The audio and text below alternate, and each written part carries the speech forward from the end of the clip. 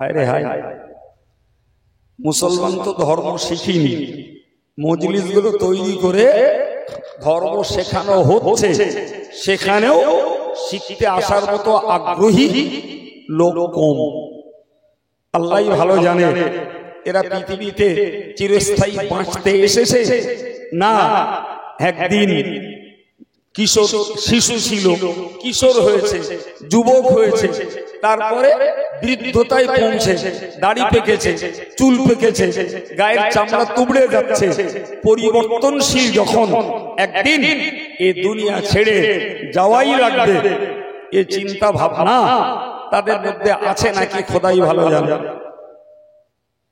যাদের মধ্যে চিন্তা ভাবনা থাকে তারা নিশ্চিত কোরআন হাদিসের কিছু কথা শুনে একটা মন তৈরি করে, আর সেই মনটাকে ধর্মের পথে কাজে লাগায়। জি, দুঃখের সঙ্গে বলতে হয় ভাই, কথার পৃষ্ঠে কথা বলছি, বিশ্বাস করুন আজকে সারা পৃথিবী জুড়ে মুসলমানরা মার খাচ্ছে, আর আমরা খবর শুনছি আর কাগজে পড়ছি আর শুধু খুঁত খুঁত খুঁত খুঁত করছি, জ্ঞান জ্ঞান করছি, কিন্তু একবারও ভাবিনে যে এই যে মুসলমানগুলো মার খাচ্ছে এরা তো ঈমানদার, আর আল্লাহ বলেছেন ওয়াকানা হাক্কান আলাইনা নাসরুল মুমিনিন, ঈমানদারকে সাহায্য করা আমি আল্লাহ পাকের দায়িত্ব, আমি আল্লাহ দায়িত্ব নিয়েছি, ঈমানদারদেরকে সাহায্য করব। একবার জোরে বলুন, আর একটু জোরে বলুন। কিন্তু ঈমানদাররা মার খাচ্ছে, ফিলিস্তিনের মুসলমানরা মার খাচ্ছে, বাংলাদেশের মুসলমান মার খাচ্ছে, মিশরের মুসলমানরা মার খাচ্ছে, ইয়ামানের মুসলমানরা মার খাচ্ছে, তুরস্কের মুসলমানরা মার খাচ্ছে, বাইরে আমার আফ্রিকার চেচেনিয়া, বসনিয়া, সোমালিয়ার মুসলমানরা মার খাচ্ছে। আমরা শুধু দুঃখ তাপ করছি, কান্না করছি, দোয়া করছি, কিন্তু একবারও ভাবি না যে আল্লাহ পাক তো ওয়াদা খেলাপ করেন না, তাহলে এরা তো ঈমানদার, কেন আল্লাহ সাহায্য করে না? ভাবি না গো যে আল্লাহ ওয়াদা খেলাপ করছে, নাকি মুসলমানরা ঈমানদার বলে দাবি করছে কিন্তু প্রকৃত পক্ষে এরা ঈমানদার হতে পারেনি। শুধু খুঁতখুঁতানি, শুধু প্যান প্যানানি, ওতে কিচ্ছু হবে না বাবা, কিচ্ছু হবে। সাহাবায়ে কেরামেরা কাফেরদের কাছে মার খেয়েছিলেন কোরআন প্রচার করতে, যে সাহাবায়ে কেরামেরা মার খেয়েছিলেন কলেমা প্রচার করতে, যে সাহাবায়ে কেরামেরা মার খেয়েছিলেন দ্বীনটাকে, ইসলামটাকে প্রতিষ্ঠিত করতে, যে আর আমরা মার খাচ্ছি কলেমা প্রচারের জন্য না, আমরা মার খাচ্ছি কোরআন প্রচারের জন্য না, আমরা মার খাচ্ছি ইসলামটাকে প্রতিষ্ঠিত করার জন্য না, আমরা মার খাচ্ছি নিজেদের জীবনে ব্যক্তিগতভাবে নিজেরা আমলটুকু না করার জন্য। এই কথা শুনতে পাচ্ছেন? তাহলে সাহাবাদের মার খাওয়ার কারণ আলাদা, আর আমাদের মার খাওয়ার কারণ বলেন বলেন আলাদা না এক? আমরা কলেমা নিয়ে গেছি কোন বেঈমানের কাছে, না কোন বেঈমানের কাছে কোরআন প্রচার করতে গেছি, না কোন বেঈমানের কাছে আমরা ইসলামটাকে প্রচার করতে গেছি? কিচ্ছু করিনি, কিচ্ছু করিনি। শুধু নিজের জীবনে ইসলামটাকে আমলের বিনিময়ে প্রতিষ্ঠিত করব, নিজের জীবনে কোরআনটাকে কাজে লাগাবো, নিজের জীবনে কলেমার চরিত্রের উপরে নিজে দাঁড়িয়ে থাকবো। এইটুকু কাজ সারা বিশ্ব জুড়ে 3 ভাগের 2 ভাগ মুসলমানের দ্বারাই হয় না, বড় জোর 1 ভাগ মুসলমান এই চেষ্টাটা করে নিজের জন্য। এমনকি জোর গলায় বলছি আমি, প্রচুর ধার্মিক লোক আছে যারা নিজের পরিবারটাকে ধর্ম প্রতিষ্ঠিত করতে পারেনি। বউ নামাজ পড়ে না, ছেলে নামাজ পড়ে না, জি বউ সমিতি করছে, ছেলে তাস পিটছে ওদিকে, আর এক জায়গায় লাভ করে বেড়াচ্ছে।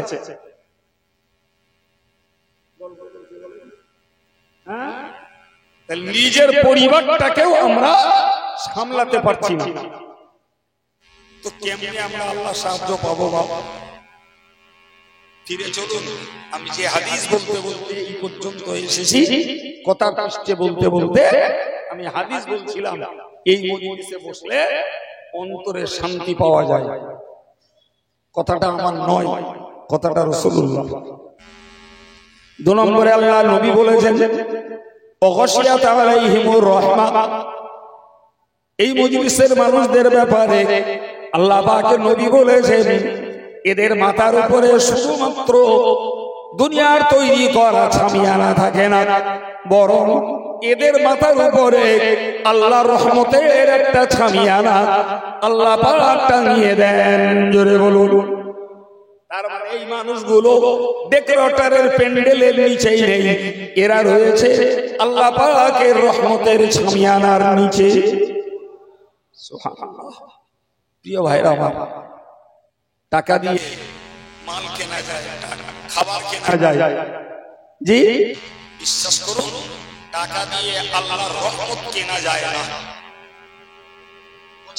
টাকা নিয়ে এটিএম এর কার্ডটা নিয়ে বসিরহাট কলকাতার সমস্ত দোকানগুলো ঘুরে এলে কোন দোকানদার রহমত বিক্রি করে না, জি রহমত বিক্রি হয় আল্লাহ পাকের হুকুমে। কথা সুতরাং আজকের এই যে পয়সা খরচা করে এই জায়গা তৈরি করা হয়েছে, এটি তো আল্লাহ পাকের রহমত পাওয়ার একটা জায়গা। রহমত পাওয়া যায় নবীর প্রতি দরুদ পড়লে, রহমত পাওয়া যায় ওয়াজের মজলিসে বসলে। জি প্রিয় ভাইরা আমার, তাহলে আল্লাহর রহমতের মজলিসে বসার জন্য আজকের মানুষকে তোষামত করতে হয়, মানুষকে তোষামত করতে হয়। জি লোকে ভাবে যে ওয়াজের মজলিসে কি হবে, শুধু নামাজ রোজার কথা বলবেন, শুধু নামাজ রোজার কথা বলবেন। আমার শুধু মনে হয় আচ্ছা ভাই, যদি মৌলানারা শুধু ওয়াজের মজলিসে নামাজ রোজার কথাই যদি বলে, আমি ধরিয়ে নিলাম ওইটাই বলে। আচ্ছা বলুন দিন, একটা ছেলে স্কুলে যায়, মাস্টার তারে পড়া দিলে অ আ হর্ষই দীর্ঘ, ও পড়তে পড়া দিচ্ছে, বলছে আ দীর্ঘ অ আসল যাই, তোর পড়া হয়নি। স্যার আজ আবার বললেন, তো মাস্টার আজ আবার বললেন, ও পরের দিন দিয়ে শুরু করেছে অ দীর্ঘ হর্ষ আ আজ পড়া হয়নি। বলে স্যার আজ আবার বললেন, তা আবার মাস্টার বলে দিলেন, ও পরের দিন ধরে আবার উল্টো পাল্টা বলছে। মাস্টার কি বলে বলেন দিদি? মাস্টার বলে যে তোরে ও হবে না, তুই দেখি চল কখর পাঁচটা দিন হয় কি দেখি। যে ছাত্র প্রতিদিন ঠিকঠাক পড়া দেয়, দুনিয়ার কোন পাগলা মাস্টার আছে যে ওরে প্রত্যেক দিন এক পড়া দেয়? কথা বলে। যে ছেলে কোনদিন ঠিকঠাক পড়া দেয় না, ওরে পাগলা মাস্টার প্রতিদিন নতুন নতুন পড়া দেবে, এটাও হয়। আমার মুসলমান সমাজের লোকগুলো, মেয়েগুলো আর মরদগুলো যারা সাবালিগা হয়েছে, এরা যদি একদিন আমারে দাওয়াত করে বলতো হুজুর আমরা 5 গাড়ির মধ্য মেয়ে একটাও বেনামাজি সাবালেগ যারা, জি আর এই রোজা চলে গেছে, সাবালেগ নারী আর পুরুষ একটাও আমরা রোজা বাদ দেইনি।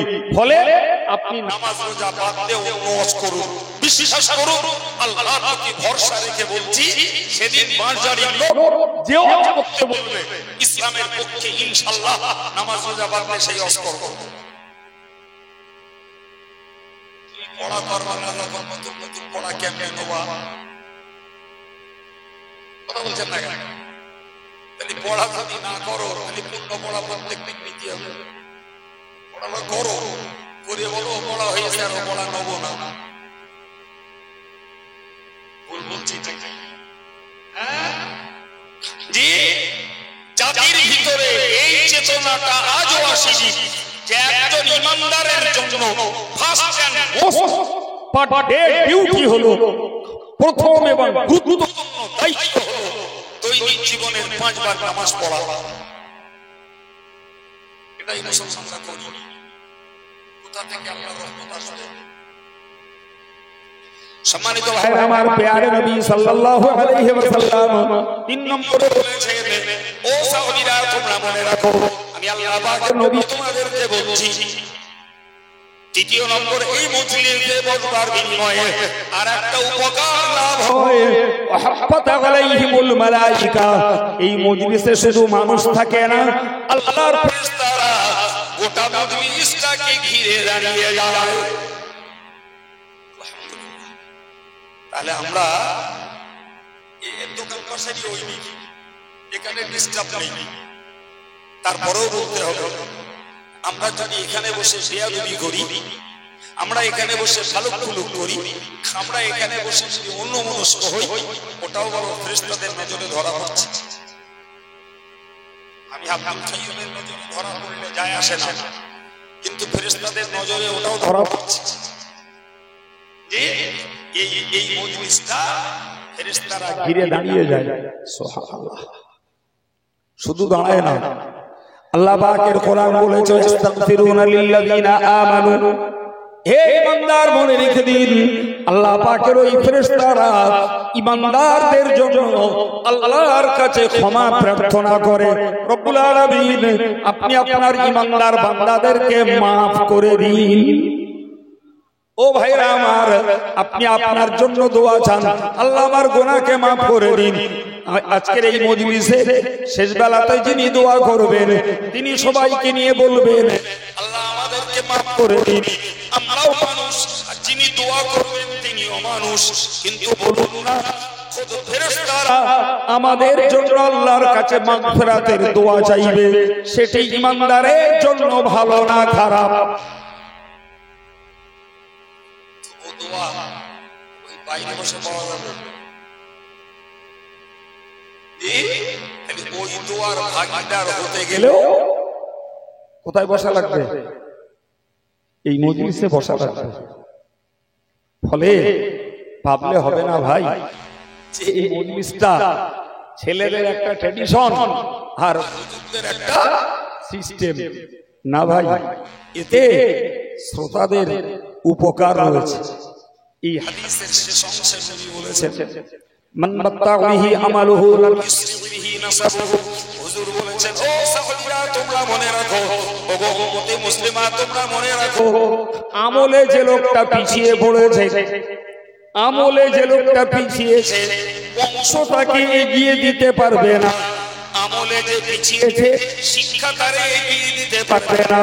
আমলে যে পিছিয়ে পড়েছে কোটি কোটি টাকা তাকে এগিয়ে দিতে পারবে না। আমলে যে পিছিয়ে গেছে সৌন্দর্য তাকে এগিয়ে দিতে পারবে না। আমলে যে পিছিয়ে গেছে দলীয় লোকবল তাকে এগিয়ে দিতে পারবে না। আমলে যে পিছিয়ে পড়েছে শক্তি তাকে এগিয়ে দিতে পারবে না। সুতরাং যদি আল্লাহর কাছে এগিয়ে যেতে হয় তার একমাত্র রাস্তা হলো আল্লাহ এবং রাসূলের হুকুম মতো নিজের জীবনে আমলটা করা। অন্য কিছুতে এগিয়ে যাওয়া যাবে না। জি, আমলে এগোতে হবে। বিশ্বাস করুন, আমি আপনাকে একদম নির্জালা কোরআন হাদিসের সমন্বয় প্রাঞ্জল ভাষায় কথা বলছি।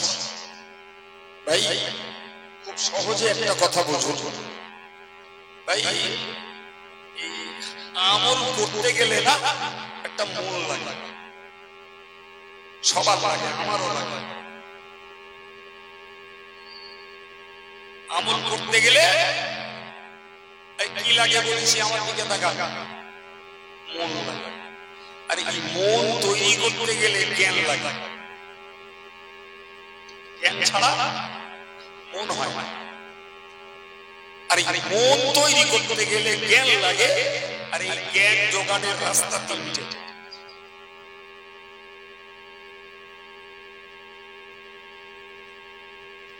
জ্ঞান জোগাড়ের রাস্তা কটা বলেছি বাবা? জোরে বলুন। নাম্বার ওয়ান, জ্ঞান জোগাড় করতে গেলে বই পড়তে হয়। এটা জ্ঞান জোগাড়ের প্রথম পথ। এই জন্যই আল্লাহ তার নবীকে 40 বছর পেরিয়ে 41 বছরের পা রেখেছেন। আল্লাহ পাক তার নবীর কাছে জিবরিল আমিনকে পাঠিয়ে দিয়ে বললেন, ইকরা, যার বাংলা মানে হলো পড়ো। আর একটু জোরে বলো। কখনো শুনে থাকবো, আমি শুধুমাত্র মনে করিয়ে দিচ্ছি, মনটা জাগ্রত করার জন্য। রাসূলুল্লাহ বললেন, মা আনা বিকারিন, তার বাংলা মানে হলো আমি পাঠক নই, আমি পড়তে জানি না। জিবরিল আমিন রাসূলকে 3 বার বুকে চেপে ধরে ছেড়ে দিলেন, দিয়ে বললেন পড়ো। রাসূল পড়তে শুরু করলেন। সুবহানাল্লাহ। বিসমিল্লাহির রহমানির রহিম।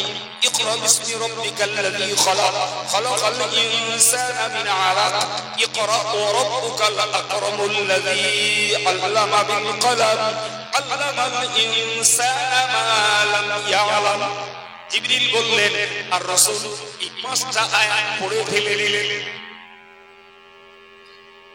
বাকি ইতিহাস বলা আমার প্রয়োজন নয়, আমার শুধু একটা কথা বুঝিয়ে দেওয়ার উদ্দেশ্য যে কোরআন শরীফে আল্লাহ 6646টা আয়াত দিয়েছেন। যদিও এই সংখ্যাটার ব্যাপারে ওলামাদের ভিতরে মতভেদ আছে। কেউ বলেছেন 6558টা। তো সংখ্যা কম বেশি যাই হোক বাবু, আমরা 6646টা আয়াত কোরআনে আছে বলে আমরা একটা মন্তব্য বা মতকে মানি। ভাই, 6646টা আয়াতের ভিতরে প্রথম বাক্যটা এসেছে পড়ো। একটু ভাবতে হবে বাবা। আমার আল্লাহ আগে নামাজ পড়তে বলি, আগে রোজা রাখতে বলি, আগে দাড়ি রাখতে বলি, আগে টুপি করতে বলি, আগে যাকাত দিতে বলিনি। আমার আল্লাহ সর্বপ্রথম সুদ খাওয়া নিষেধ করিনি, গান শোনা আগে নিষেধ করিনি, আগে জেনা ব্যভিচার নিষেধ করিনি, আগে জুয়া খেলা তাস পেটে নিষেধ করিনি, আল্লাহ আগে লটারি কাটতে নিষেধ করিনি, আগে আল্লাহ মেয়েদেরকে বেপরদা হতে মানা করিনি। সব কিছুর আগে আল্লাহ বলেছেন পড়ো। তার একান্ত কারণ হলো মানুষ পড়লে জানতে পারবে নামাজ কেন পড়তে হয়, মানুষ পড়লে জানতে পারবে রোজা কেন রাখতে হয়, মানুষ পড়লে জানতে পারবে হজ কেন করতে হয়, মানুষ পড়লে জানতে পারবে সুদ কেন খেতে নেই, গান কেন শুনতে নেই, মানুষ পড়লে জানতে পারবে কেন মেয়েদের পর্দা করতে হয়, মানুষ পড়লে জানতে পারবে পরের মাল কেন আত্মসাৎ করতে নেই, মানুষ পড়লে জানতে পারবে ফাঁকিবাজি কেন করতে নেই, মানুষ পড়লে জানতে পারবে গালিগালাজ কেন করতে নেই। এই জন্যই মহান আল্লাহ সর্বপ্রথম বলেছেন পড়ো। আমরা বাস্তবের সমীক্ষা করলে দেখি সেই পড়ার ব্যাপারে আমরা পিছিয়ে, পড়াতে আমাদের আগ্রহ কম। ভাই, আমাদের আগ্রহ কম বলে আমাদের শিশু বাচ্চাগুলোকেও আমরা দুনিয়ার লেখাপড়া শিখতে দেই, কিন্তু ধর্মীয় লেখাপড়া শেখানোর প্রতি আমাদের আগ্রহ এতটা কম। কোন গ্রামে কোরআনিয়া মক্তব নেই, কিংবা সুন্নতুল জামাতের মডেল মাদ্রাসা নেই, আবার কোন গ্রামে আছে তো পরিবারের সব বাচ্চারা যায়। আমাদেরই আগ্রহ নেই, আমরা বাচ্চাদের আগ্রহ কি করে দেখাবো? শিশুরা যখন কোরআন শিখলো না, শিশুরা যখন নাপাকি শিখলো না, শিশুরা যখন উজু গোসল শিখলো না, শিশুরা যখন নামাজ পড়তে শিখলো না, শিশুরা যখন দৈনিক জীবনের দোয়াগুলো শিখলো না, শিশুরা যখন নবীর সুন্নাত শিখলো না, সেই শিশুটাই কালকে কিশোর, পরশু সেই শিশুটাই সেই কিশোরটাই যুবক। ফলে যুবকগুলোর ভিতরে ধর্ম শিক্ষার ঘাটতি। ওই যুবকটাই আগামীকালকে বুড়ো, তার মানে দাদাও জানে না, বাপও জানে না, পোতাও জানে না। চলছে এইভাবে মূর্খতার ধর্ম পালন। রাগ করছেন নাকি? ভাই ভাই বসে একটু ভাই ভাই আলোচনা করে সমীক্ষা করুন যে আব্দুল কাইয়ুম যদি একটা কথা অযৌক্তিক বলে থাকে আপনাকে নিতে বলবো না, যদি যুক্তিগত কথা বলে থাকে তাহলে আমাদের এই পদ্ধতির পরিবর্তন ঘটাতে হবে। বাবা, পদ্ধতির পরিবর্তন চাই, তা না হলে ইহকাল চলে যাবে। দুনিয়ার উপরে চলাচলের খুব একটা অসুবিধা নেই, যে যেরকম লোক তার দলে সেইরকম লোক আছে। সুতরাং মাটির উপরে কারো আটকে যায় না বাবা, যে খেলতো শুধু মাটির নিচেই গেল। ধনী নির্ধন, শিক্ষিত মূর্খ, শক্তিশালী দুর্বল, উঁচু বংশের নিচু বংশের যেই পারে হোক, মাটির কাছে গেলে সব সমান, কারোর জন্য কোনো তারতম্য, সবার বিচার ব্যবস্থা একই। সুতরাং দুনিয়া চলে যাবে বাবা, ধর্ম করেও চলবে, ধর্ম না করেও চলবে, গাল দিয়েও যাবে চলবে, সুদ খেয়েও চলবে, জি গান শুনেও চলবে, বেপরদায় ঘুরেও চলবে, গালিগালাজ করেও চলবে, তাস পিটেও চলবে, ক্যারামবোর্ড পিটেও চলে যাবে, মেয়েদের বেপরদায় ঘুরলেও চলে যাবে, কারোর ছিলে আর কারোর আসিলে বাঁশ দিলেও চলে যাবে, কোনো ব্যাপার না। কিন্তু তুমি তো সেই লোক না, তুমি তো মরার পরের কালটার বিশ্বাসী লোক। তুমি মরার পরটা কি করে, মরার পরটা কি করে চলবে ওই ভাবনা যিনি না ভেবেছেন তার তো ঈমানদার বলে দাবি করার যুক্তি নেই। সম্মানিত ভাইরা আমার, ভালো করে মনে রাখুন, আমার আল্লাহ প্রথমত বললেন পড়তে। আজকের বাস্তবটা মিলিয়ে দেখি, আমরা পড়ি না, বাচ্চাদেরকেও পড়তে আমরা দেই না, যারা দেয় আলহামদুলিল্লাহ। ভাইরা আমার মনে রেখে দিন, আজকে দুঃখের সঙ্গে বলছি আপনাদেরকে, আমার সমাজে প্রচুর পরিমাণে ছেলে আর মেয়ে শিক্ষিত রয়েছে, যারা মাধ্যমিক, উচ্চ মাধ্যমিক, গ্রাজুয়েট ইত্যাদি পাশ করে বিয়ে খাওয়া হয়ে গেছে। ছেলেগুলো রোজগারের কোনো না কোনো পথ নিয়েছে, মেয়েগুলো তাদের চিরন্তন ডিউটি ঝাড় দেওয়া, রান্না করা, পানি তোলা, ঘর পরিষ্কার করা, জামা কাপড় সাফ সাফাই করা, এ কাজে লেগে গেছে। খুব ধনীর ঘরের বউ হলে হয়তোবা নিজের কাজ করতে হয় না, ঝি দিয়ে কাজ করা হয়, কিন্তু মূল ডিউটি তো সেই রান্নাঘরে। বলছেন না কেন? আমি কি সুন্দরবনের গল্প বলছি? বড় লোকের বউ কাজ করে, ঝি ভাবটা তুলে স্বামীর কাছে দিতে হয়। শিক্ষিত ছেলেটাও একটা রোজগারের পথ নিয়েছে, শিক্ষিতা মেয়েটা সেও সংসারের হেসেলের ঘরে ঢুকে গেছে, ওইখানে ডিউটি পালন করছে। এই শিক্ষিত আর শিক্ষিতা ছেলে মেয়েগুলো এরা যদি একটু ভাবতো যে আমরা মাধ্যমিক, উচ্চ মাধ্যমিক দিয়ে পাস করেছি, তো আর নতুন করে মাধ্যমিকের বই পড়তে হচ্ছে না, নতুন করে উচ্চ মাধ্যমিকের বই আর পড়তে হচ্ছে না, বিএ ক্লাসের first year, second year, third ইয়ারের বই আর পড়তে হচ্ছে না, তো অন্তত যে জ্ঞানটা আমার হয়েছে ওই জ্ঞানটার দ্বারা আমি একটা নামাজ শিক্ষার বই, কি একটা মেয়ে হিসাবে খাদিজা, ফাতেমা, আয়েশা, রাবিয়া বাসারি, এই জাতীয় মুসলিম মেয়েদের জীবনীর বই, কি পুরুষ মানুষরা নবীর জীবনী, সাহাবীর জীবনী, পীর ওলিদের জীবনী, এগুলো যদি ওই শিক্ষার আলোয় পড়তো, আমার মতো আব্দুল কাইয়ুমের ওয়াজ শোনার আগে বই পড়ে পড়ে ধর্মের প্রতি তাদের একটা মন তৈরি হতো।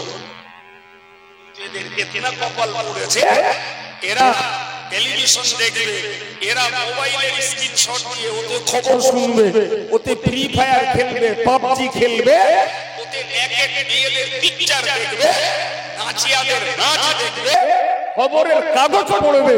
ইসলামের একটা বই পড়ার মতো কপালেদের নেই।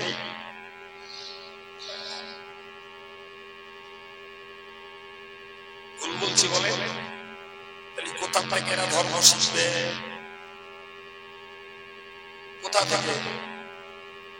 আমার আল্লাহ পাক কোরআন শরীফে বলেছেন, যারা পড়ে না, পড়তে পারে না, তাদের জন্য বোঝা যায় দ্বিতীয় পদ্ধতি হলো ওয়াইলা কুরিয়াল কোরআন ফাসতামিউ লাহু, যেখানে কোরআন পড়া হয় সেইখানে তোমরা বসো, সেইখানটায় তোমরা মনোযোগের সঙ্গে ওই কোরআনের কথাকে শোনো। ওয়ানসিতু, নীরবতা অবলম্বন করো, চুপচাপ হয়ে যাও। ওই মজলিসটায় যত মানুষ থাকবে আশা করা যায় তাদের প্রতি আল্লাহর রহমত বর্ষিত হবে। এটি কোরআন শরীফের সূরা আরাফের শেষ অংশের আয়াত। আবার বলছি, যেখানে কোরআন পড়া হয় তোমরা শোনো। তো শুনতে গেলে সেখানে বসতে হবে তো, হ্যাঁ? আপনি মনে করেন হুজুর আমি বাইরে বসে বসে শুনবো, আর শুনতে পারেন, যদি আদব রক্ষা করেন, মাঝখানে গল্প গুজব না করে শুনতে পারেন। কিন্তু তারপরেও এই মজলিসে বসা রহমত থেকে বঞ্চিত হতে হবে, ফেরেশতাদের দোয়া থেকে কি শোনালো এতক্ষণ ধরে, বঞ্চিত হতে হবে। তারপরেও শুনলে মনের শান্তিটা পাওয়া যেতে পারে, তাও ভালো। কিন্তু কোরআন বলছে যেখানে কোরআন পড়া হয় তোমরা বসো, শোনো এবং চুপচাপ হয়ে যাও, তোমাদের প্রতি রহমত হবে। জি, শুনবার ফল কি? অন্য আয়াত পাকে আল্লাহ বলেছেন, আল্লাযীনা ইসতামিউনাল কাওলা ফায়াত্তাবিউনা আহসানা উলাইকা আল্লাযীনা হাদাহুমুল্লাহ ওয়া উলাইকা হুম উলুল আলবাব। মহান আল্লাহ পাক কোরআন শরীফে জানিয়েছেন, আল্লাযীনা ইসতামিউনাল কাওলা, যারা কথা শোনে, যারা কথা শোনে। মহান আল্লাহ কানকে বানিয়েছেন সুন্দর যন্ত্র, সুন্দর অঙ্গ বানিয়েছেন কানকে, ভালো আর মন্দ, কথা আর সাধারণ শব্দ, সব রকমের আওয়াজ কান ক্যাচ করে। বাক্যও ক্যাচ করে, শব্দও ক্যাচ করে, ভালোটাও কান ধরে নেয়, মন্দটাও ধরে নেয়। এটা কানের ডিউটি। আমার আল্লাহ বললেন ফায়াত্তাবিউনা আহসানা, যারা কথা শোনে এবং ভালো কথাগুলোকে যারা মেনে চলে। কথা শোনে আর ভালো কথাগুলোকে কি করে? জোরে বলেন, মেনে চলে।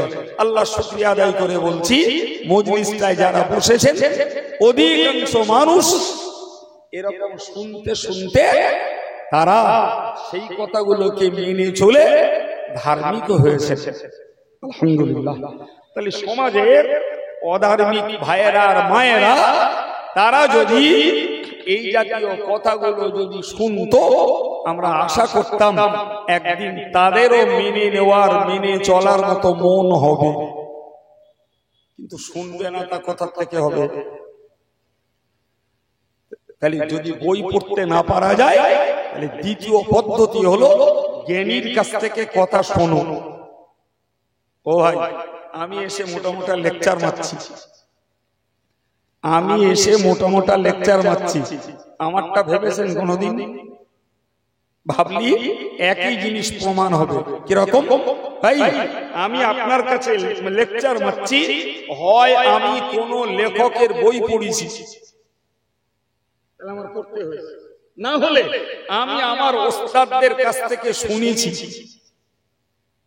তাহলে আমিও যা আপনারাও তাই, আপনাদের থেকে আমি আলাদা কিছু নই। হয় আমায় পড়তে হয়েছে, না হলে আমার ওস্তাদের কাছ থেকে শুনতে হয়েছে। তাহলে জ্ঞান লাভের দুটো পথ ভাই এ পর্যন্ত প্রমাণ হচ্ছে। আপনাদেরকে শুধু বলছি না, জ্ঞান লাভের ও দুটো পথ আমার মতো হুজুরকেও নিতে হয়েছে। না কি বলছেন? এমনি এমনি না বাবা, হয় বই পড়েছি নালে হুজুরের কাছে শুনেছি। তবে আল্লাহ 1.5 পয়সার জ্ঞান দিয়েছে, আপনারা ডেকেছেন, আপনারা ডাকেন, আপনাদের কাছে বলছি। আল্লাহর কোরআন জানিয়ে দিল, যারা ভালো কথা শোনে, যারা কথা শোনে আর ভালো কথাগুলোকে মেনে চলে, আমার আল্লাহ বললেন এদের জন্য 2টি পুরস্কার। নাম্বার 1 হলো উলাইকাল্লাযীনা হাদাহুমুল্লাহ। সুবহানাল্লাহ বলুন, আর মন খুলে বলুন। মহান আল্লাহ পাক বললেন উলাইকাল্লাযীনা হাদাহুমুল্লাহ, ওই লোকগুলো হলো আল্লাহর হেদায়েত প্রাপ্ত বান্দা। আলহামদুলিল্লাহ বলুন। তাই কথা, ভালো কথাগুলো মেনে চলার বিনিময়ে হওয়া যাবে আল্লাহর হেদায়েত প্রাপ্ত তথা আল্লাহর দেখানো পথে চলা বান্দা। সুবহানাল্লাহ। জি, আল্লাহর দেখানো পথে চলা বান্দা। কথা বোঝা যাচ্ছে না? অসুবিধা হচ্ছে? আমার আল্লাহ পাক অন্য আয়াত পাকে বলেছেন, ফামান তাবিয়া হুদায়া ফালা খাউফুন আলাইহিম ওয়ালা হুম ইয়াহজানুন। ও আমার বান্দা বান্দি, যারা আমার দেখানো রাস্তায় তোমরা চলছো, আমার দেখানো রাস্তায় তোমরা যারা চলবে, আমি আল্লাহ পাক জানিয়ে দিলাম ফালা খাউফুন আলাইহিম, না রয়েছে দুনিয়া আখিরাতে তাদের কোনো ভয়, ওয়ালা হুম ইয়াহজানুন, না রয়েছে দুনিয়া আখিরাতে তাদের কোনো চিন্তা। সুবহানাল্লাহ হবে না? কি গো, এই পুরস্কারটা কি হালকা পাতলা ভাবলেন? যে যারা আমার দেখানো রাস্তায় চলবে তাদের ভয়ও না আর কি নাই, চিন্তাও নাই। জি, যাদের তাদের ভয় নাই, চিন্তা নাই। বিস্তার ব্যাখ্যা করলে আপনাদের ব্রেনে ধরবে না, তবে আমি ছোট করে এইটুকু কথা মনে করিয়ে দিচ্ছি আপনাদের। ভাই, এই ভারতবর্ষের মাটিতে ইসলাম বেশি বেশি প্রচার হয়েছিল পীর ওলিদের দ্বারা। পীর ওলিদের দ্বারা তারা 100% আল্লাহর পথের পথিক, যার ফলে হযরত খাজা মঈনুদ্দিন চিশতি আজমিরি সঞ্জিরি রহমাতুল্লাহ আলাইহি, তিনি ভারতবর্ষের রাজস্থানের আজমিরে এসে জায়গা পাতলেন। তখন চলছিল ভারতবর্ষে পৃথিরাজের রাজত্ব, আর খাজা আজমিরি ছিলেন একজন তলপি ঝোলা বাওয়া এক ফকির। এই ঝোলা বাওয়া ফকির সাহেব তিনি আল্লাহর কলেমা প্রচার করতে, ইসলামকে প্রতিষ্ঠিত করতে আওয়াজ তুললেন। পৃথিরাজ তার সর্বশক্তি নিয়োগ করে খাজা সাহেবের বিরুদ্ধে রুখে দাঁড়ালেন। লেটেস্ট দেখা গেল যে খাজা সাহেবের প্রচেষ্টায় সফল হলো। পৃথিরাজ তার যুগী সন্ন্যাসী সহ লেজ গোটালো। ঠিক বলছি না ভুল বলছি? হ্যাঁ, এবার একটু বুকে হাত দিয়ে বলেন দিন, খাজা সাহেবের ভয় লেগেল? চিল্লে বলছেন না কেন? খাজা সাহেবের ভয় লেগেছিল। খাজা সাহেব টেনশন, চিন্তায় পড়েছিলেন যে আল্লাহ, তোমার ধর্ম পৃথিরাজের মোকাবেলায় কি করে প্রচার করব। ভয়ও লাগেনি, চিন্তাও। আল্লাহ বলেছেন যারা আমার পথের পথিক হবে এদের ভয়ও নাই, চিন্তাও নাই। জি ভাই, দেশের চোখ তুলে তাকিয়ে দেখুন, আর কানটা খুলে একটু শুনে দেখুন, যারা হাক্কানি আলেম তারা বর্তমান কালেও ভয় করে না, চিন্তাও করে না। যেটা হক কথা সেটা দেশের অত্যাচারী সরকারের বিরুদ্ধেও বলে, দেশের দুষ্টু রাজনীতির বিরুদ্ধেও বলে, দেশের মুসলমানেরা যখন অন্যায় অপকর্ম করে তাদের বিরুদ্ধেও বুক ফুঁকে বলে। কথা বলছেন না কেন? তারাও তো মানুষ, তাদেরও তো ভয় লাগা দরকার ছিল। তাদের তো চিন্তা থাকা দরকার ছিল, এরা মারবে না ধরবে, এরা পয়সা দেবে কি দেবে না, এরা সামনের দিনে দাওয়াত করবে কি করবে না, এই টেনশন গুলো তো তাদের মাথায় আসা দরকার ছিল।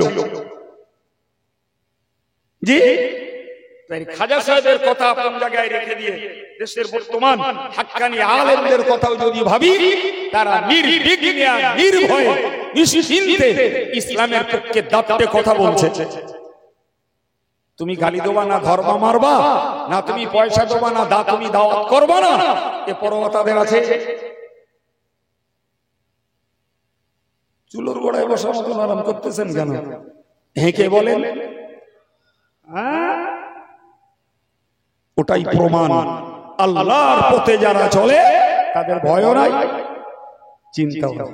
এই সেই ভারতবর্ষ যেখানে মোগল সম্রাটের একজন যার নাম আকবর রাজত্ব করত। এই আকবরের যুগের মানুষ ছিলেন ভারত সীমান্তের মস্ত বড় আল্লাহর ওলি হযরত মুজাদ্দিদ আল-ফিসানি রাহমাতুল্লাহ আলাইহি, যার নাম অন্তত মুসলমানদের কাছে অজানা নেই। ঠিক না বলুন? জি, সম্রাট আকবর গদিতে বসে ইসলামের বিরুদ্ধে আইন জারি করলো 23 জায়গায়। ক জায়গায়? 23 জায়গায়। যার মারাত্মকটা হলো সম্রাট আকবর আল্লাহর ইবাদত করা বাদ দিয়ে লোকেদেরকে বলল, তোমরা সূর্যের পূজা করো। কিছু বলেননি তো? সেই হ্যান্ডেল মারলি তাই বলবেন, কবে আর জজবা আসবে? একটু সবাই মিলে বলেন নাউজুবিল্লাহ। কোন মুসলমান আল্লাহকে বাদ দিয়ে কারো সেজদা করতে পারে? পীরলিদের মাজারে কোথাও। সেজদার একমাত্র পাওনাদার আল্লাহ। জি, আপনি অবাক হয়ে যাবেন। সম্রাট আকবর কি বলতো জানেন? সম্রাট আকবর বলতো আল্লাহু আকবর, তার মানে হলো আকবর আল্লাহ। আস্তাগফিরুল্লাহ। জি, সম্রাট আকবর তার নতুন ধর্মের নাম দিল দ্বীনে ইলাহি, আর আল্লাহ ধর্মের নাম হলো দ্বীন ইসলাম। সুবহানাল্লাহ বলুন।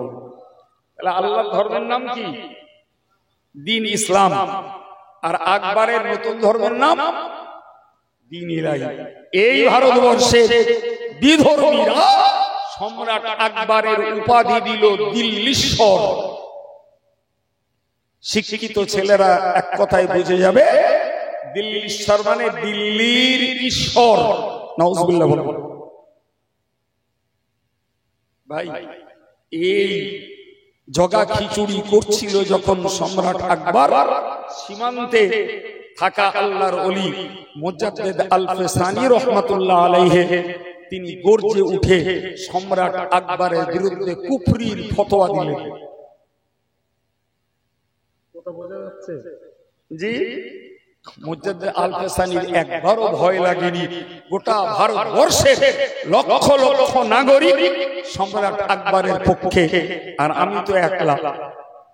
তার একবারও চিন্তা হয়নি যে আমি এ ফতোয়া দিলে সম্রাট আকবর আমাকে তুড়ি মেরে উড়িয়ে দিতে পারে। রাজশক্তি তার, জনশক্তি তার, ঠিক না ভুল? সম্রাট আকবরের লোকেরা হুজুরকে ধরে নিয়ে গেল সম্রাট আকবরের রাজ দরবারে। উনি যে দেখছেন রাজ দরবারের আকবরের বসার জায়গাটা, যেটা ও দরবার, সেটা তৈরি করা এইভাবে, আর সেটা মানুষের আয়াতন ছাড়া অনেক নিচু। তার মানে কি বলুন দিন? ঢুকতে গেলেই মাথা নিচু করতে হবে। ওনাকে ধরে নিয়ে সেই পর্যন্ত নিয়ে যাওয়া হলো। উনি দেখলেন মাথা নিচু করা ছাড়া কোনো রাস্তা নেই। মুহূর্তের ভিতরে আল্লাহর দেওয়া হিকমত, উনি মাথাটাকে চিতিয়ে পা দিলেন আগিয়ে। সম্রাট আকবর বেঁচে থেকে মরে গেল। সম্মান থাকলো ওরা সম্মান থাকলো, ভয় লেগিল, চিন্তা হয়ে এরা ধরবে, মারবে, জেলে দেবে, আর বলবো না।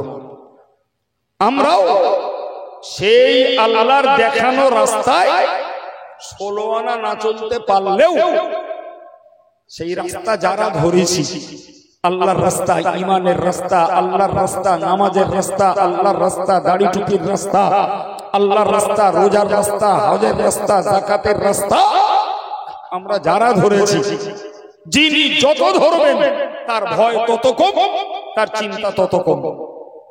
হাজ্জে এতেও চুমু দেবে, ওতেও চুমু দেবে, এর ভয়ও কাটবে না, চিন্তাও কাটবে না। আল্লাহ বললেন, যারা আমার দেখানো রাস্তায় চলবে এদের ভয় চিন্তা কিছুই নাই। সুবহানাল্লাহ।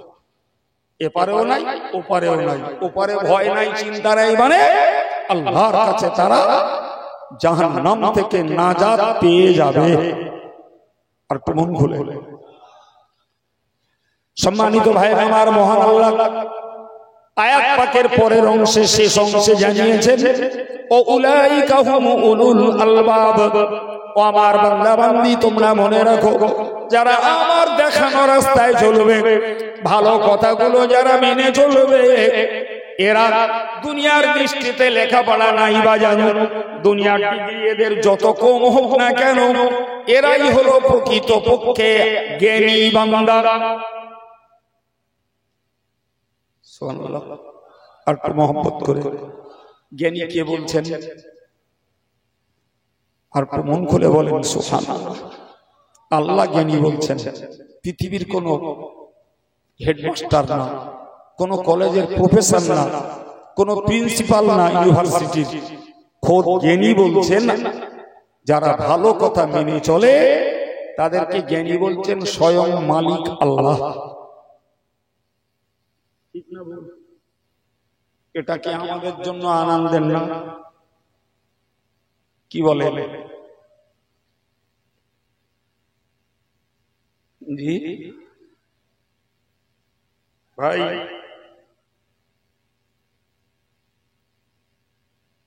কি বলে আপনাদের বোঝা যায়? মূর্খ যদি কাউকে জ্ঞানী বলে, এটাকে বিশ্বাস করার, গ্রহণ করার কোনো যুক্তি নেই। কারণ মূর্খ জ্ঞান কারে বলে জানে না, জ্ঞানের পরিধি কারে বলে জানে না। সুতরাং ও যদি কাউকে জ্ঞানের সার্টিফিকেট দেয়, এটা কখনো গ্রহণযোগ্য নয়। কিন্তু জ্ঞানী যদি কাউকে জ্ঞানী বলে, তাহলে বুঝতে হবে সত্যকারের ওই লোকটা জ্ঞানী। ঠিক না ভুল? তো আমার আল্লাহ বলছেন, যারা ভালো কথাগুলো মেনে চলে তারা জ্ঞানী। সুবহানাল্লাহ বলে, তারা জ্ঞানী। তাহলে এই আমলওয়ালা লোকদেরকে জোরে বলেন জ্ঞানী বলেছেন কে? একটু পৃথিবীর দিকে তাকান, তাহলে কথাটা ছাড়িয়ে যাবে।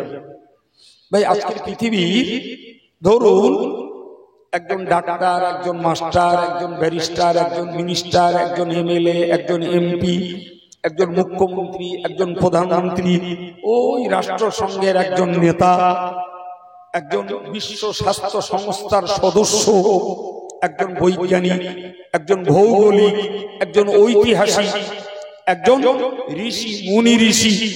দুনিয়ার দৃষ্টিতে এরা সবাই জ্ঞানী, বুদ্ধিজীবী, এরা শিক্ষিত এবং বড় বড় পদ তাদের, অনেক অনেক টাকা বেতন তাদের। আমাদের মতো ভাটায় খাটা, আমাদের মতো জমি চাষ করা, আমাদের মতো মুঠে মজদুরি করা, আমাদের মতো লেবারদের, তাদের কাছে ফুটো পয়সার দাম নেই। বরং এক কথায় এরা মূর্খ। এটাই দুনিয়ার বিচার। ঠিক না ভুল?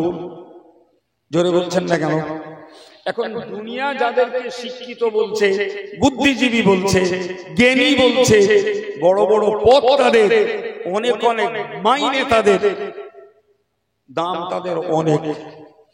আমার আল্লাহ কি বলেছেন? ইন্নাল্লাযীনা কাফারু মিন আহলিল কিতাবি ওয়াল মুশরিকিনা ফি নারি জাহান্নামা খালিদিনা ফিহা।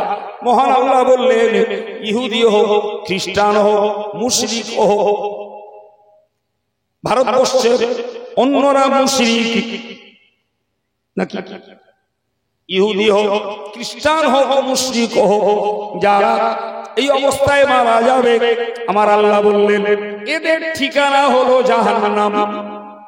2 নম্বরে বললেন খালিদিনা ফিহা, ওই জাহান্নামে থাকবে এরা চিরকাল।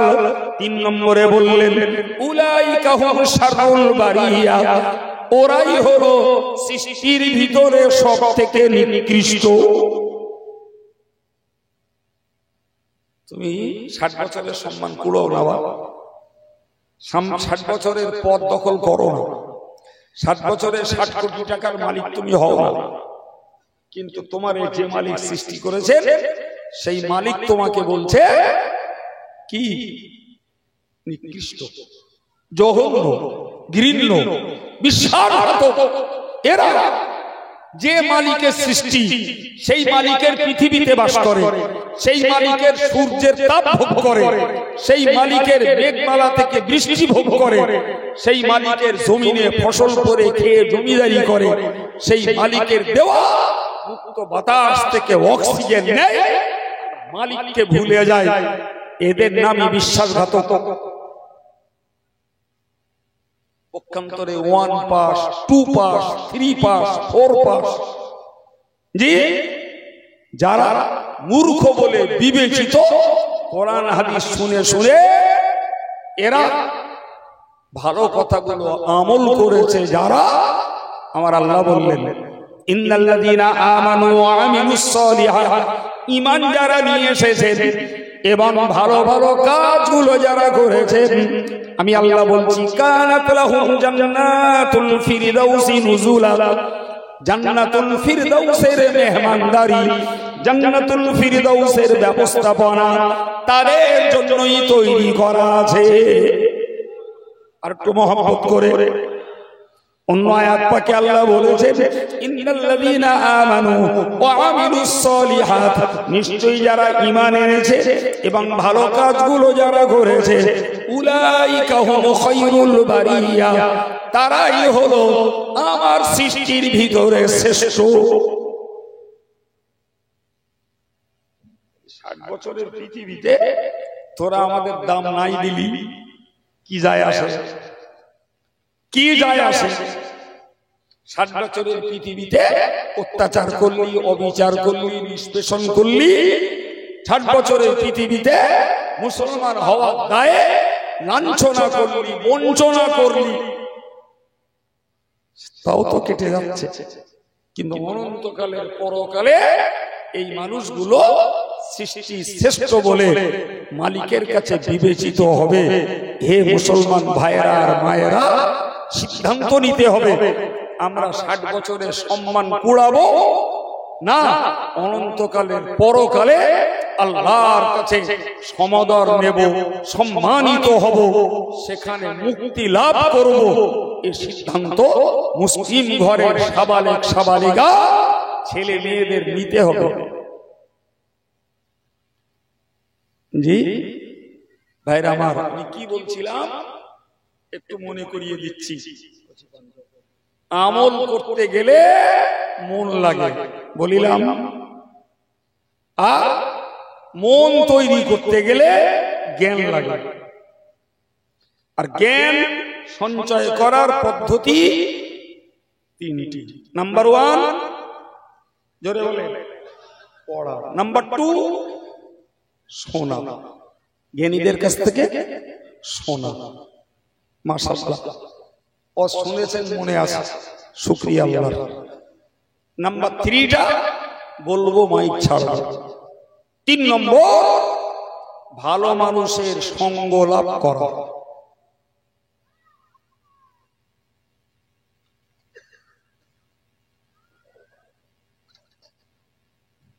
নম্বর কি?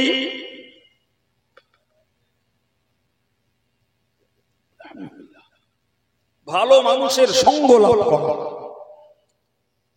বিশ্বাস করুন, একটা উচ্ছৃঙ্খল, দুষ্টু, অশিক্ষিত, বর্বর ছেলে আপনি একটা ভালো মানুষের কাছে তাকে ওঠা বসা করতে দেন, 2 বছর পরে দেখবেন ওই ছেলেটার ভাষা, ওই ছেলেটার চালচলন, ওই ছেলেটার আচার আচরণ সব পরিবর্তন হয়ে গেছে। ওরে আলাদা করে লেখাপড়া শেখাতে হবে না, শুধু ভালো মানুষের কাছে দিয়ে দেন, ও লাইফ স্টাইল পরিবর্তন হয়ে যাবে। জি, আমি একটা বাস্তব কথা বলবো ভাই, দীর্ঘদিন শিক্ষকতা করি আর দীর্ঘদিন মাদ্রাসার ছাত্রদেরকে নিয়ে চড়াই, তো আমার অভিজ্ঞতার কথা বলছি। যে ছেলেটা মাদ্রাসায় থাকে হুজুরদের অধীনে, বাকি আর ছাত্র ভাইদের সঙ্গে থাকে, সে সেখানে থেকে তার চুল ছোট, মাথায় টুপি, খায় যখন টুপি মাথায় দেখায়, 5 ওয়াক্ত নামাজ জামাতের সঙ্গে পড়ে, ওই ছেলেটা উচ্ছৃঙ্খল তৈরি হয় না। এটা একটা গ্রুপ। আর একটা গ্রুপ কিছুদিন পড়তে পড়তে পড়া ছেড়ে দেয়। ওই পড়া ছেড়ে দেওয়া ছেলেগুলো যখন বাইরের পরিবেশে মেশে, দেখবেন ওর মাথায় ভল্লুকের মতন চুল তৈরি হয়েছে, ওর কাছে জমাত তো দূরের কথা, নামাজটাও নেই। জি, ওর গায়ের পোশাক, পরনের পোশাক আর মাদ্রাসার চিহ্ন কিচ্ছু খুঁজে পাওয়া যাবে না। এর থেকেও বাস্তব প্রমাণ আর কি চান? আমার এই কথা সত্যি না মিথ্যে? আপনাদের গ্রামে খুঁজলেও পাওয়া যাবে, আমি জানি, আমি না জেনে বলছি না, আপনাদের গ্রামে খুঁজলেও পাওয়া যাবে। যারা একবার মাদ্রাসার গ্রাউন্ড থেকে দলছুট হয়েছে, এই সাধারণ ছেলের থেকে ওরা খেদে হয়ে যায়। বিশ্বাস হয় আমার কথা? ওই দেখেন, ওই দেখেন। আমি কি আর একেবারে মোটে না জেনে আপনার ঘাড়ে চাপিয়ে দিচ্ছি? আমি তো একটু একটু খোঁজ রাখি। এটাই হলো সঙ্গ লাভের বরকত। একটা ভালো ছেলে, দিনদার ছেলে, আল্লাহওয়ালা ছেলে, তার হাল এই। জি, তাহলে ভালো পরিবেশে মিশলে একটা উচ্ছৃঙ্খল ছেলেও আল্লাহ চাহে তো ভালো হয়, আর মন্দ পরিবেশে মিশলে একটা শিক্ষিত ভালো ছেলেও অভদ্র তৈরি হয়। একটা শিক্ষিত ছেলে, ভালো শিক্ষিত, আমার সামনে একটা ভ্যানওয়ালাকে কাঁচা কাঁচা গালি দিচ্ছে। ভ্যানওয়ালাটা একটা কি দোষ করেছে? কাঁচা কাঁচা খিস্তি দিচ্ছে, যদিও আমাদের ঘরের না, অন্য ঘরের। তো আমার ভীষণ খারাপ লাগলো। তা আমি ওই ছেলেটাকে বললাম যে ভাই, দোষ করেছে ঠিক আছে, কিন্তু আপনি একটা ভদ্রলোক, শিক্ষিত লোক, পোশাক দেখে, আপনার ঠাঁটবার দেখে মনে হচ্ছে আপনি সম্ভ্রান্ত পরিবারের ছেলে, আপনার মুখের ভাষা এত জঘন্য কেন? ভাই ওই কথাটা বলতেও একটু সাহস লাগে। আমার তো এই হাড়ের গায়ে চামড়া জানানো কেটে দেহ, আর সে আমার থেকেও ডবল টল ফিগার, আর ওই রকম জবাই করে দিলি মন্ত্রী গ্রস্ত হবে। তবু আমি সাহস করে বললাম, কারণ তার এই ভাষাটাই ওই ভ্যানওয়ালার প্রতি, সে অশিক্ষিত আর ভ্যান চালিয়ে খায় বলে তার প্রতি অত্যাচার হচ্ছে। যাই বা হোক, ভদ্রলোকের একটু মান সম্মানে লাগলো বুঝি, তার বললো না, যে পর্যন্ত বলিল ওই পর্যন্ত শেষ করে একটু ঝাঁজ দেখে চলে গেল। শিক্ষিত হয়েছে। জি, তাহলে পোশাকে আর ফিগারে ভদ্রতা, মনুষ্যত্ব প্রমাণ হয় না। মনুষ্যত্ব আর ভদ্রতা প্রমাণ হয় তার ভাষায়, তার চালচলনে, তার আচার আচরণে। ঠিক না ভুল? এর মানে হলো ওই ছেলেটা লেখাপড়া শিখেছে ঠিকই, কিন্তু ওর ওঠা বসার জায়গা চায়ের দোকান, ওর ওঠা বসার জায়গা টিভির আড্ডা, ওর ওঠা বসার জায়গা ক্রাম বোটের আড্ডা। ভাই ফলে ওর শিক্ষা ওরে ভদ্রতার জায়গায় রাখতে পারিনি। ওই অশিক্ষা আর কুপরিবেশটাই ওর লাইফটা পরিবর্তন করে দিয়েছে। আমার বক্তব্য, আমার সমাজের যারা ধর্মহারা ছেলে, এরা যদি ভাই কোন আলেম, কোন হাফেজ, কোন ইমামের কাছে একটু উঠা বসা করতো, এদের জীবনের কিছু পরিবর্তন দেখা যেত। যদি নাই বা পারি, প্রত্যেকটা সমাজে কিছু মুরব্বী আল্লাহওয়ালা দিনদার মানুষ আছে, এদের কাছেও যদি একটু সঙ্গ নিত, তাও এদের কিছু উপকার হতো। কিন্তু এদের সঙ্গ কাজের সময় কাজ, কাজ ছাড়া আড্ডা, কাজ ছাড়া তাসে, কাজ ছাড়া চার দোকানে, কাজ ছাড়া টিভির আড্ডায়, কাজ ছাড়া রাজনীতির গল্পের আসরে। তো কিভাবে এদের ভিতরে ধর্মীয় প্রভাব তৈরি হবে? তাহলে আমরা বাস্তবটাকে পর্যালোচনা করে দেখছি, পড়ায় ঘাটতি, সোনায় ঘাটতি, সঙ্গ লাভে ঘাটতি। পড়ায় ঘাটতি, সঙ্গ লাভে ঘাটতি, সোনায় ঘাটতি। তাহলে এরা ধর্ম শিখবে কোত্থেকে, আর এদের আমলের মন তৈরি হবে কেমনে বাবা? সম্মানিত ভাইরা আমার, আমি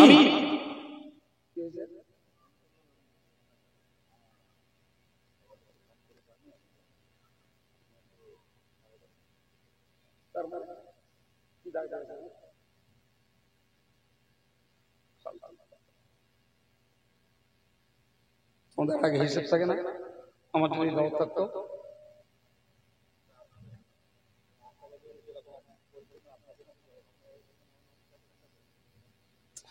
তোমরা খোঁজ না নাও নি, তারপর খরচ ধরে গেলে তাহলে এত সস্তা পাওয়া গেল। তোমরা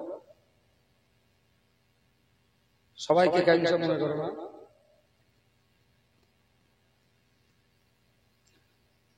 দুরূদ শরীফ আল্লাহুম্মা কি অপেক্ষা তোমরা দাওয়াত করে কি তার সঙ্গে দেখা করবে না, তার পথ খরচ দেবে না, সেই নিয়ে আসে।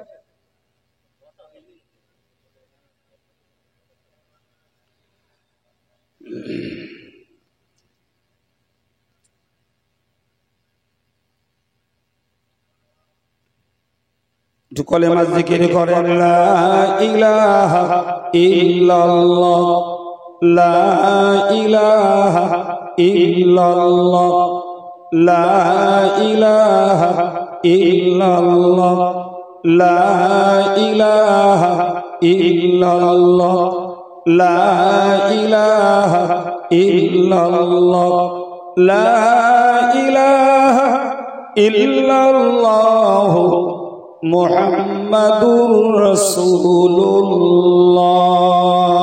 আল্লাহুম্মা সাল্লি আলা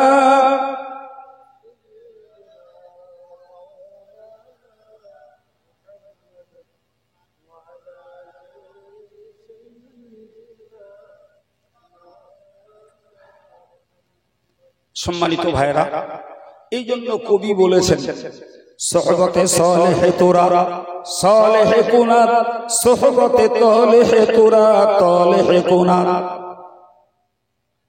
কবি বলেছেন, সোহবতে সালেহে তোরা সালেহে কুনাত, যদি তোমরা ভালো মানুষের সঙ্গ নাও, ভালো মানুষের সঙ্গটাই তোমাদেরকে সৎ বানিয়ে দেবে। যদি তোমরা মন্দ মানুষদের সঙ্গ নাও, ওই মন্দ মানুষদের সঙ্গ তোমাকে অসৎ বানিয়ে দেবে।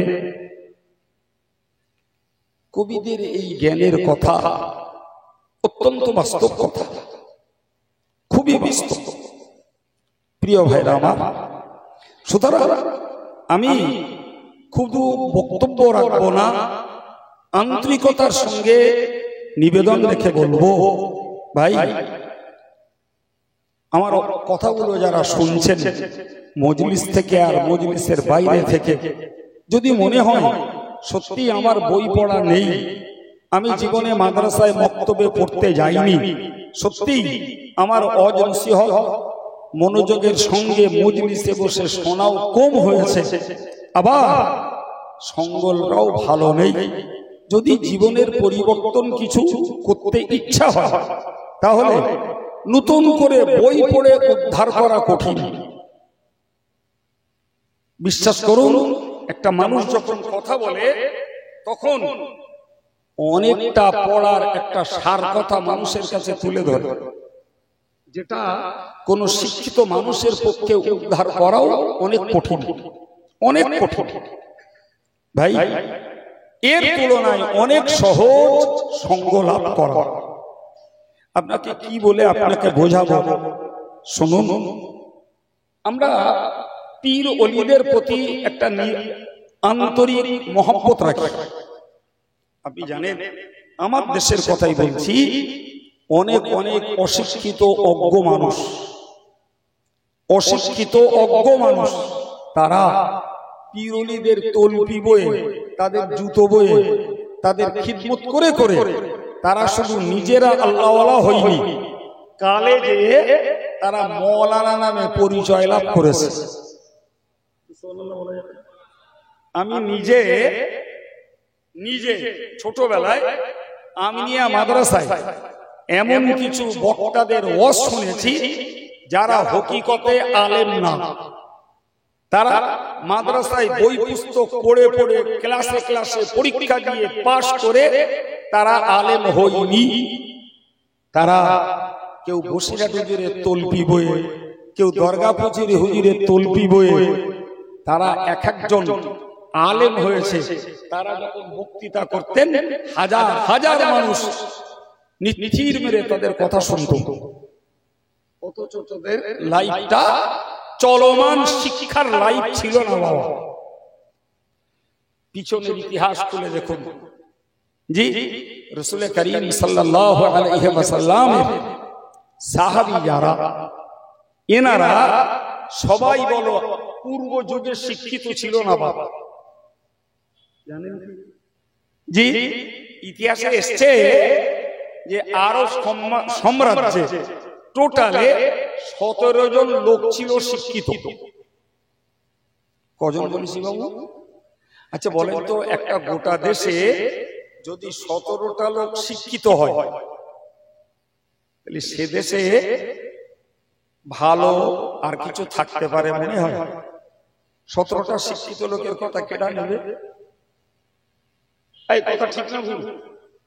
ফলে সেই দেশটাতে দেখা গেল সমস্ত রকমের অসামাজিক, নৈরাজ্য, অমানসিক অত্যাচার, অবিচার আর সব রকমের পাপ আচরণ ভরে উঠেছে। ভাই, এই লোকগুলোই পরবর্তীকালে নবীর মজলিসে যেয়ে বসেছে। সুবহানাল্লাহ।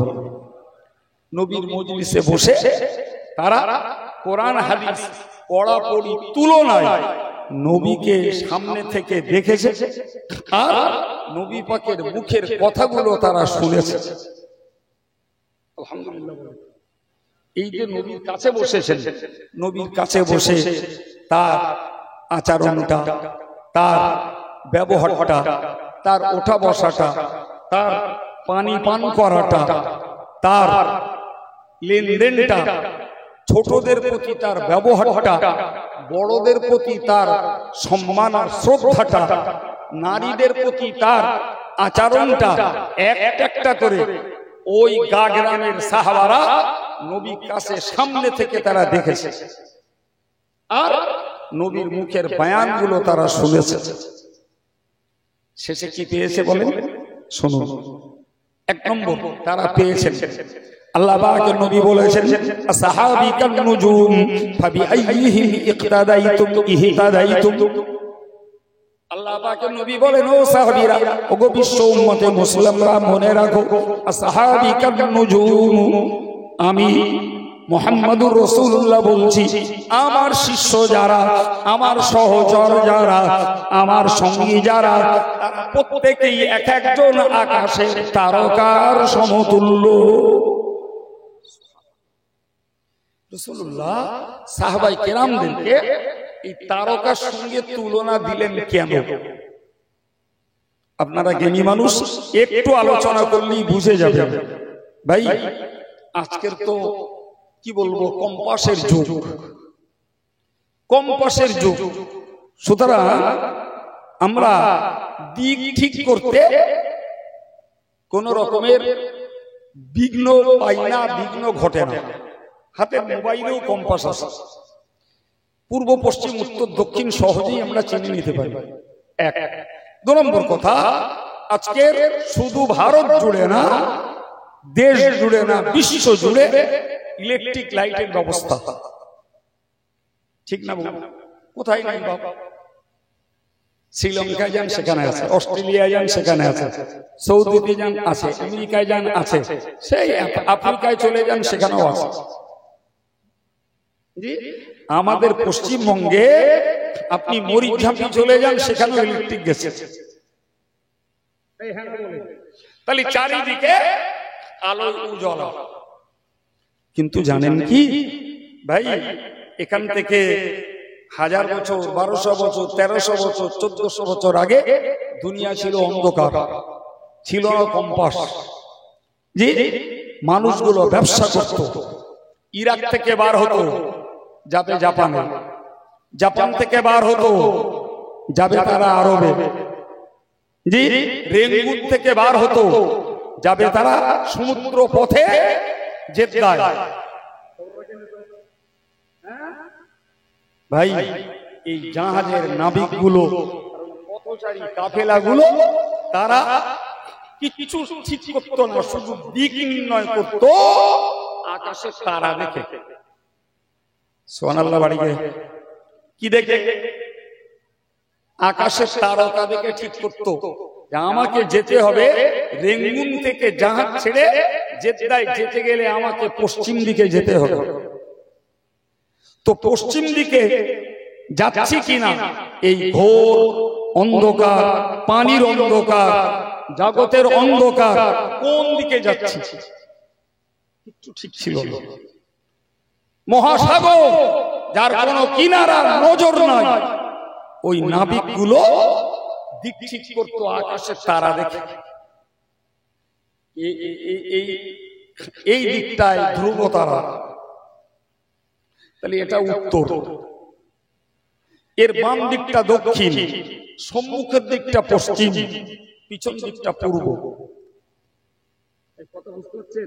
আমার আল্লাহ কোরআনে বললেন, অন্নুজুমুলি তাহতাদু বিহা, ও আমার বান্দা বান্দি তোমরা মনে রাখো, আমি আল্লাহ যতগুলো নিয়ামত দুনিয়ার মানুষকে দিয়েছি, তার মধ্যকার একটি নিয়ামত হলো আকাশে তারা দিয়েছি, যে তারা দেখে তোমরা রাতের ঘোর অন্ধকারে যখন সূর্য নাই তখন তোমরা সঠিক পথ চিনে চলতে পারো। তারকা মানুষকে সঠিক পথের দিশা দেওয়ার জন্য। সুবহানাল্লাহ। জি প্রিয় ভাইরা আমার, এবার বুঝুন, আকাশের তারকা যেমন পথ ভোলা মানুষকে পথ চিনিয়েছে, জাহাজের নাবিকদেরকে পথ চিনিয়েছে, ব্যবসায়ী কাফেলা যারা সৌদি থেকে শামে যাবে, মিশর থেকে ইরাকে যাবে, এই পথ চিনিয়েছে আকাশের তারকা। আমার আল্লাহ পাক নবী বললেন, আমার সাহাবীরা এক একজন তারার সমতুল্য, তোমরা যে সাহাবীকে ফলো করবে, যে সাহাবীকে তোমরা অনুসরণ করবে, আমি আল্লাহর কাছে সঠিক রাস্তা ধরে তোমরা পৌঁছে যাবে। তারার সঙ্গে সাহাবীদের উদাহরণ দেওয়ার যুক্তি বুঝেছেন? আকাশের তারকা দেখে যেমন সঠিক পথে চলা যায়, নবী সাহাবীরা তারার মতো এদেরকে চিনে আল্লাহর কাছে পৌঁছানোর সঠিক পথ পাওয়া যায়। আল্লাহু আকবার। অথচ সেই সাহাবীদের লাইফ হিস্ট্রি খুলে আমরা দেখতে পাচ্ছি যে তারা গ্রামের মানুষ, লেখাপড়া জানতো না। জি, তারা এক একজন ইসলামের দিকপাল তৈরি হয়েছে, নবীর দরবারে বসে নবীর কথা শুনে আর সামনে থেকে নবীর সবকিছুকে পর্যবেক্ষণ করে তারা তাদের জীবনটাকে বানিয়ে বিশ্ববাসীর জন্য তারা ড্রাইভার তৈরি হয়েছে।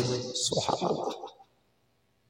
প্রিয় ভাইরা আমার, আমি আপনাদেরকে বোঝাতে চেয়েছি যে জ্ঞান লাভের তৃতীয় পদ্ধতি হলো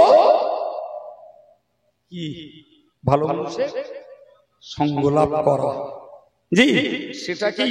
ইতিহাসের পাতা থেকে আপনাদেরকে প্রমাণ করলাম যে রাসূলের কাছ থেকেও ভালো পথ পেয়েছেন, পীর ওলিদের কাছ থেকে মানুষ ভালো পথ পেয়েছে। আজও পথ খোলা আছে, আজও বন্ধ হয়নি। বাবা বিশ্বাস করুন, আমরা অল ইন্ডিয়া সুন্নাত ওয়াল জামাতের পক্ষে আমাদের সাধ্য অনুযায়ী চেষ্টা করব। জি, সাধ্য অনুযায়ী।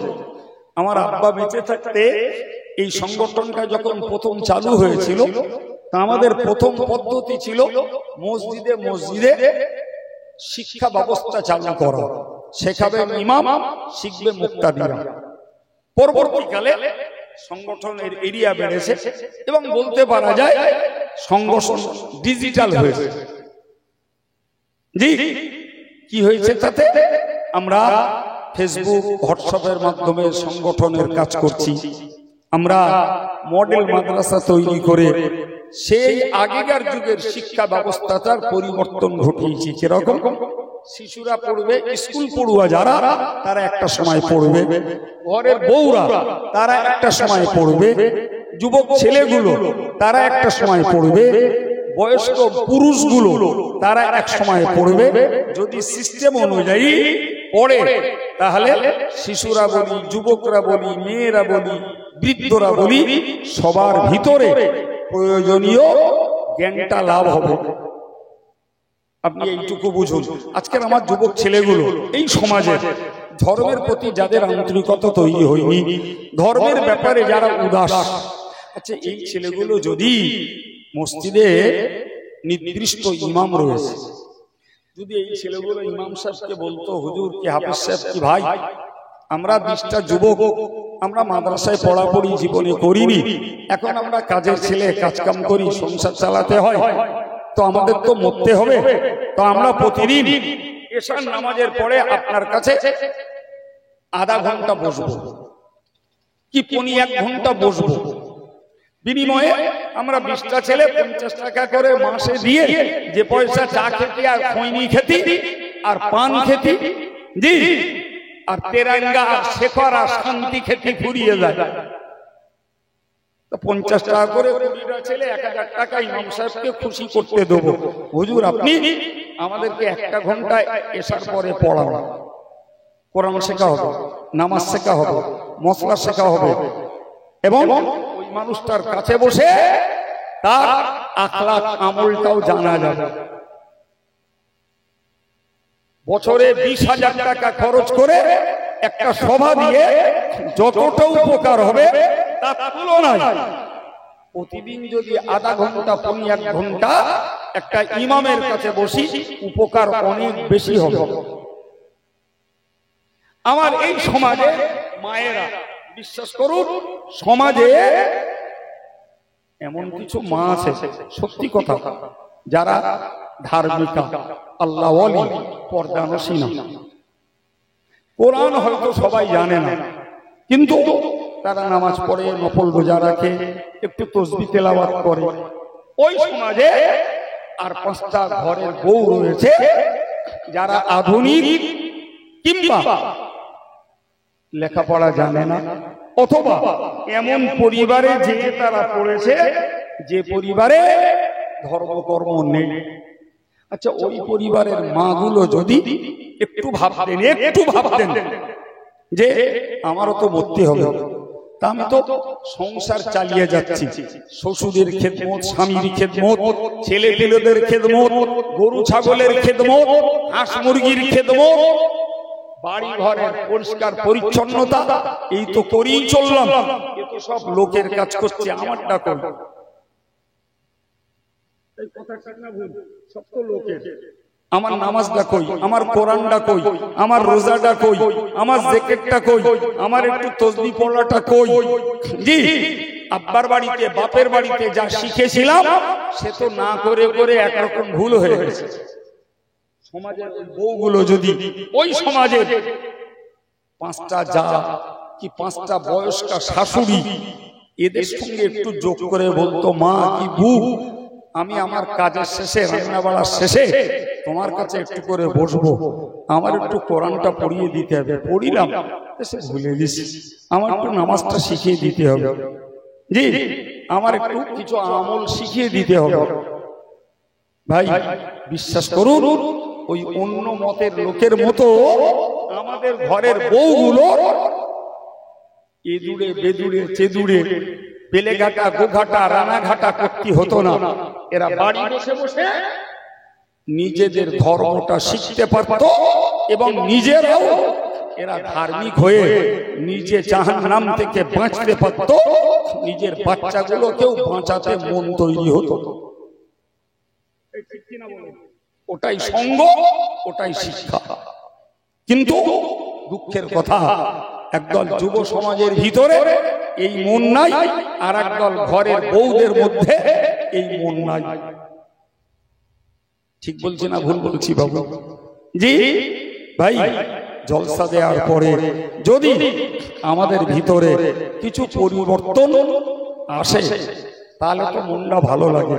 আর যদি জলসা দেওয়ার পরে পরিবর্তন যদি নিত্য নতুন কিছু না পাওয়া যায় তাহলে মনে হয় যে প্যান্ডেলওয়ালা এক খামসানে গেলে হুজুরদের চুক্তি নেই, তারপরেও খরচের বিনিময়, কষ্টের বিনিময়, সময় ত্যাগের বিনিময়, কোরআন হাদিস বিক্রির বিনিময় না, কিছু পারিশ্রমিক তো তাদেরও দেওয়া লাগবে না, দেবেন না? আপনি শিখলে আর হুজুরের ডাকতে হতো না। জি, তো প্যান্ডেলওয়ালা নে যাবে, হুজুরে নে যাবে, আর আমরা নে যাবো একটু খিচুড়ি অথবা খেয়ে বাড়ি যাবো। হয়ে গেল, হয়ে গেল।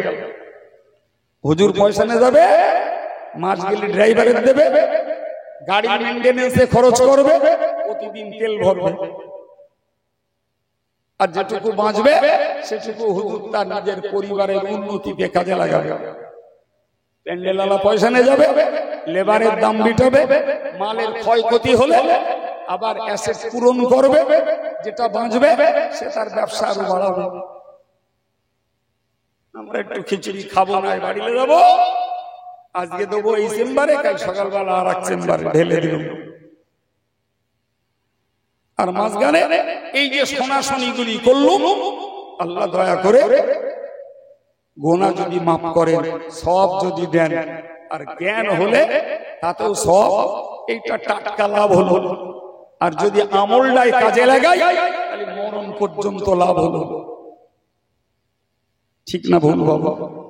প্রিয় ভাইরা আমার, তো আমি সময় নষ্ট করা অজ আমি বুঝি নে বাবা, আমার অজ যারা শোনে তারা জানে। উঠেছি, আলোচনা শুরু করেছি, 1.5 ঘন্টা প্রতিশ্রুতি থাকার কথা, সময় হচ্ছে 1 ঘন্টা 55 মিনিট।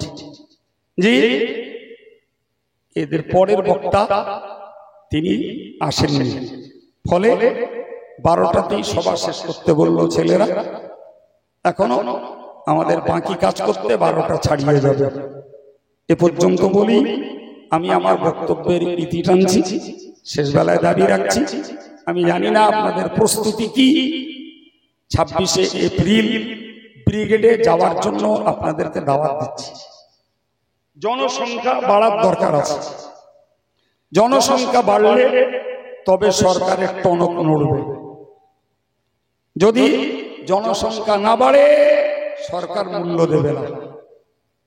আমাদের কিছু কিছু স্বার্থন্বেষী নেতা তারা দুম করে বলে দিল আমি ওতে নেই, তার মানে ভাগের কম। এও আর এ কবলে পড়বো না, কারণ এটা ব্যক্তিগত কোনো দলের না, এটা ভারতবাসী মুসলমানদের পৈতৃক বাপদাদাদের সম্পত্তি রক্ষার লড়াই। যাবেন এই দাবি করলাম, শেষ দাবি করছি, জামিয়া রহমানিয়াতে আপনারা দান দান করে থাকে, আগামী দিনে এতটুকু অনুরোধ করব, অন্তত জামিয়ার একটা বাৎসরিক সদস্য হওয়ার জন্য 100 টাকা দিয়ে পারেন, 200 টাকা দিয়ে পারেন,